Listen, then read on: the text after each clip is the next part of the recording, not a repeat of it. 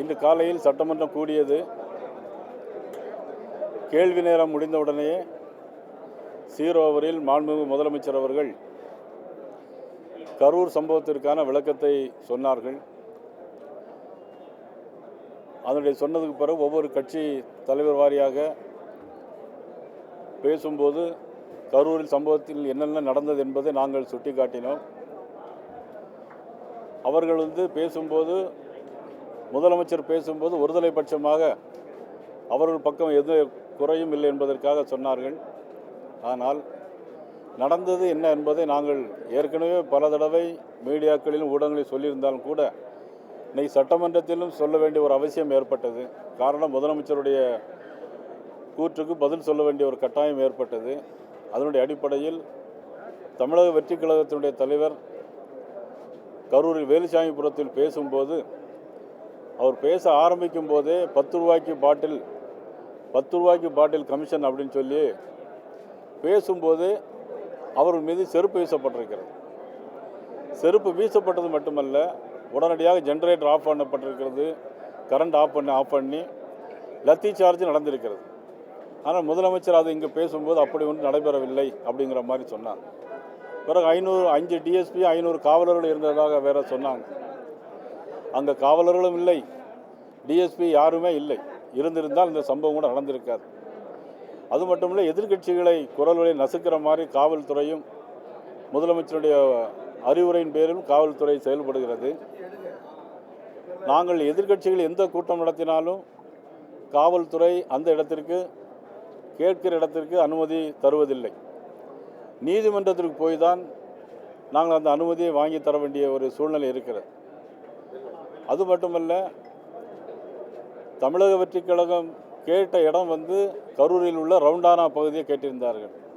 அதில் தான் எதிர்க்கட்சி தலைவரும் பேசியிருந்தார், முதலமைச்சரும் அதிலே தான் பேசியிருந்தார்கள், திமுகவை சேர்ந்தவர்கள் அதே இடத்தில் தான் பேசினார்கள்.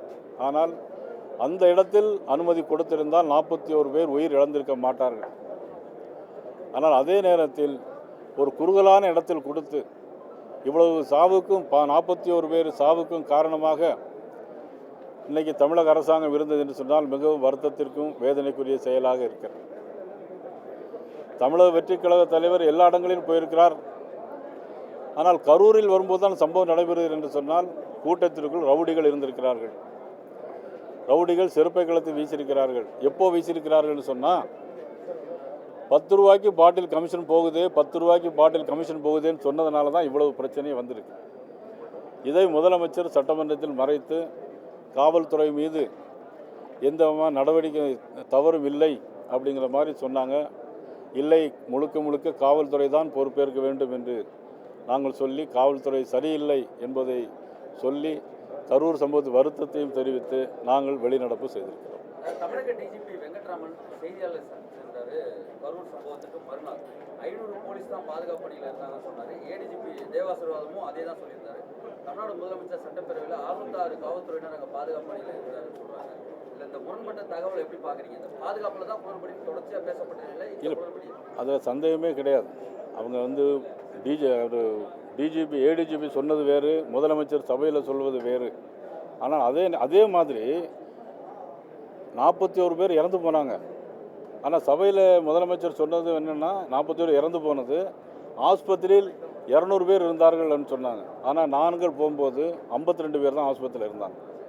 52 பேர் தான் ஆஸ்பத்திரியில் இருந்தால் நாங்களே கேட்டு தெரிஞ்சுக்கிட்டோம். ஆனால் முதலமைச்சர் நீ சொல்லும்போது 200 பேர் சொன்னாங்க. இதே குளறுபடி முன்னுக்கு பின் முரணான ஒரு தகவல்கள் தான் கரூர் சம்பவத்தில் அரங்கேறிக்கிறது. முழுக்க திராவிட முன்னேற்ற கழக அரசும் காவல்துறையும் தான் இதற்கு பொறுப்பேற்கும். இந்த கேள்வி முழுக்க இந்த 41 பேரோட உயிரிழப்பு சம்பந்தப்பட்ட விஷயம் தான் சார். ஏற்கனவே தாவேக்க 4 மாவட்டங்களில் கூட்டம் நடத்திருக்கு. அங்கெல்லாம் நடந்து வந்ததுக்கு அப்புறமா சரியான அவங்களுக்கு காவல் பாதுகாப்பு இல்லைன்னு சொல்லி தான் உயர்நீதிமன்றத்தில் போனதுக்கு அப்புறமா கடந்த ஒரு வாரத்துக்கு முன்னாடி எல்லா இடங்களையும் சமமாக எதிர்கட்சி கொடுக்குற மாதிரி ஆளுங்கட்சி கொடுக்குற பாதுகாப்பு கொடுக்குன்னு சொல்லி தான் முறையாக நடத்திருக்காங்க. அப்படி இருக்கும் பொழுது எதிர்பார்த்த கூட்டத்தை விட அதிகமாக வரும் பொழுது மாவட்ட காவல்துறை அதிகாரிகிட்ட தான் அந்த அதிகாரம் இருக்குது, அந்த கூட்டத்தையே நிறுத்திருக்கலாம். அந்த மாதிரி ஒரு சூழல் நடந்தாமல் நடந்த விஷயத்தை இல்லை, அதில் உளவுத்துறை அவங்களுக்கு சரியான தகவல் கொடுத்து நிறுத்திருக்க வேண்டியது உளவுத்துறையினுடைய கவனக்குறைவு. உளவுத்துறை செயல்படவில்லை, காவல்துறை சரியாக செயல்படவில்லை. அவங்க நினச்சாங்க யார் இறந்து போனால் என்னங்கிற மாதிரி தான் நினச்சிட்டு இருந்தாங்களே தவிர மக்களுடைய நலனை கருதி தமிழக இன்றைய காவல்துறை இல்லை. பொதுவாக எப்படி பார்க்குறீங்க? டிஜிபி சொல்றதையும் சிஎம் சொல்றதையும் இவங்க வெறும் 500 போலீஸ் பாதுகாப்பு, அதே நேரத்தில் கூடுதலாக போலீஸ் அங்கே இருந்தாங்கன்னா மக்கள் நிற்க முடியாதுன்னு டிஜிபி சொல்றாரு. ஆனால் சிஎம் இன்னைக்கு 606 பேர் இருந்தாங்க, 91 பேர் வெளி மாவட்டத்தில் பாதுகாப்புக்கு வர வச்சுன்னு சொல்றாரு. அதாவது 12 மணிக்கு வருவதாக இருந்து 7 மணிக்கு வந்ததாக இவ்வளோ தகவல்லாம் இவ்வளோ தெளிவாக சொல்கிற முதலமைச்சர் ஏன் அவருடைய காவல்துறை உளவுத்துறை இருக்குது? அப்போ உளவுத்துறை செயல்படலையா? உளவுத்துறை சரியான தகவலை லா அண்ட் ஆர்டர் போலீஸுக்கு தெரிவிக்கலையா? அந்தந்த மாவட்ட ஆட்சித்தலைவருக்கு தெரிவிக்கலையா? இதெல்லாம் தான் தகவல்கள் முன்னுக்கு பின் முரணாக இருக்கிறது. அன்று சம்பவம் நடந்த உடனடியாகவே முதலமைச்சர் சீஃப் செக்ரட்டரி என்ன பண்ணுறாருன்னா, அங்குள்ள கலெக்டருக்கும் காவல்துறை எஸ்பிக்கும் சூப்பரண்ட் ஆஃப் போலீஸுக்கும் கூட ரிப்போர்ட் கேட்குறாங்க. ரிப்போர்ட் வருவதற்கு முன்னாடியே ஒரு தனிநபர் ஆணையத்தை அறிவிக்கிறாங்க. அதன் பிறகு இவர்கள் எந்த விதமான முன்னெச்சரிக்கை நடவடிக்கையும் இவர்கள் எடுக்கவில்லை. இன்னைக்கு முரசொலியில் ஒரு தலையங்கம் எழுதியிருக்காங்க. அதில் என்னன்னா பாஜக சொல்லி தான் தாவேகா கட்சியே உருவாக்குனதா அதில் கட்டுரை வந்திருக்கு. இது எப்படி பார்க்குறது? அதே போல் இன்னைக்கு சட்டமன்றத்தில் கூட அது பேசினாங்க. கூட்டணிக்காமடி நீங்கள் பேசுகிறீங்க அப்படின்னு சொல்லி சொன்னாங்க. இதில் தமிழக வெற்றி கழகம் என்பதற்காக அல்ல, இறந்து போன 41 உயிர்கள் பாதுகாக்கப்பட வேண்டும் என்பதற்காக நாங்கள் பேசணுமே தவிர இதில் கூட்டணி எங்களுக்கு இல்லை. இன்னும் சொல்லப்போனால் அவர்கள் கூட்டணி ரொம்ப ஸ்ட்ராங்காக இருக்குன்னு நினச்சிட்டு இருக்கிறாங்க. 2011 இதே மாதிரி தான் வலுவான கூட்டணியாக வச்சுருந்தாங்க. விடுதலை சிறுத்தைகள், திமுக, காங்கிரஸ் எல்லா கட்சிகளும் வச்சு சேர்த்துனாங்க. ஆனால் மக்கள் மனமாற்றம் ஏற்பட்டது, ஆட்சி மாற்றம் வந்தது 2011. அதே மாதிரி ஆட்சி மாற்றம் நிச்சயமாக வரும். இந்த சூழல்ல இந்த சிபிஐ என்கொயரியில் இது முழுக்கமான விஷயம் வரும் நம்புறீங்களா? நிச்சயமா எதிர்பார்த்த மாதிரியான ஒரு முடிவு வரும் நினைக்கிறேன். நிச்சயமாக சிபிஐ விசாரணை முடிவில் ஒரு நல்ல தெளிவான ஒரு முடிவு கிடைக்கும் நமக்கு. உச்சநீதிமன்றம் அமைத்த அந்த ஓய்வு பெற்ற நீதிபதியோடைய அந்த கமிட்டியில் 2 ஐபிஎஸ் அதிகாரிகள் வெளி மாநிலத்தை சார்ந்தவர் தமிழர்கள் இல்லை.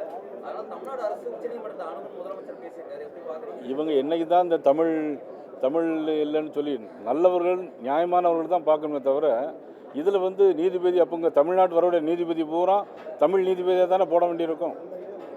முதலமைச்சர் அதெல்லாம் கேட்கலாம் நீங்கள்.